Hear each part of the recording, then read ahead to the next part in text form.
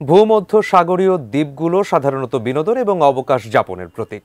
Mallorca, Ibiza কিংবা ফরমেন্তারা এই Balearic দ্বীপপুঞ্জে প্রতি বছর লাখো মানুষ ছুটে যান সমুদ্র স্নানে, পার্টি আর রোদ উপভোগ করতে।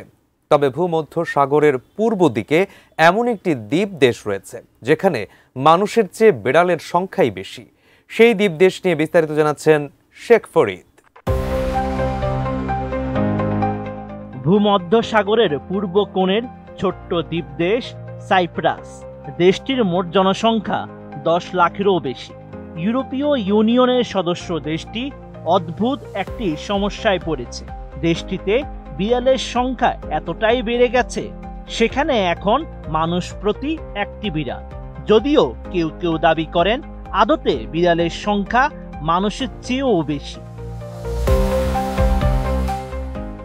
মধুর এ যন্ত্রণা থেকে রক্ষা পেতে সাইপ্রাসে সরকারিভাবে বিড়ালের জন্মহার নিয়ন্ত্রণ কার্যক্রম চালু আছে, কিন্তু এরপরেও বিড়ালের সংখ্যা হু হু করে বাড়ছে।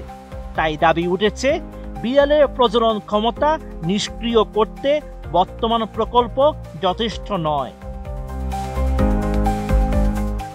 নোভা এলইডি টিভি, ঝকঝকে ছবি, নিখুঁত শব্দ, 5 বছরের ওয়ারেন্টি। নোভা মানি সঠিক মান, নিশ্চিত সেবা।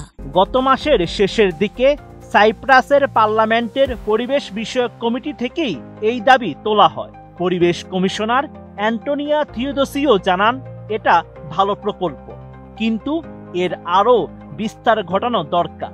বর্তমান প্রকল্পে বছরে মাত্র 2000 বিড়ালকে প্রজনন অক্ষম করা হয়। এই জন্য বাজেটে বরাদ্দ করা হয়েছে 1 লাখ ইউরো।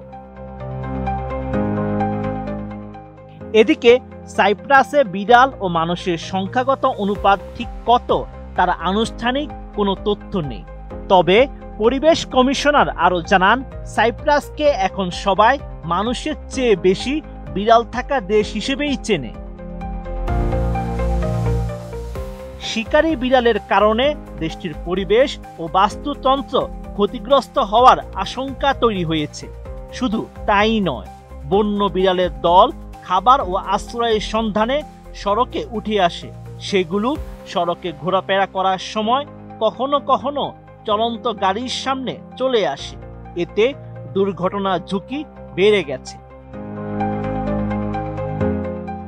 সাইপ্রাসের মানুষ বিড়াল প্রেমী। বিড়ালের প্রতি তাদের ভালোবাসার দীর্ঘ ইতিহাস রয়েছে। এ কারণে দেশটিতে সড়কের পাশে বিড়ালের খাবার ভর্তি পাত্র আর সেগুলোর জন্য ছোট ছোট ঘর দেখা যায়।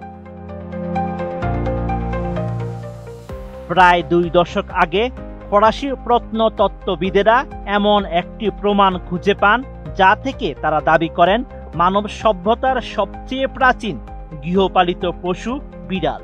তারা প্রায় 9500 বছরের পুরনো একটি নিওলিথিক গ্রামে মানুষের কঙ্কালের পাশে বিড়ালের কঙ্কাল খুঁজে পান।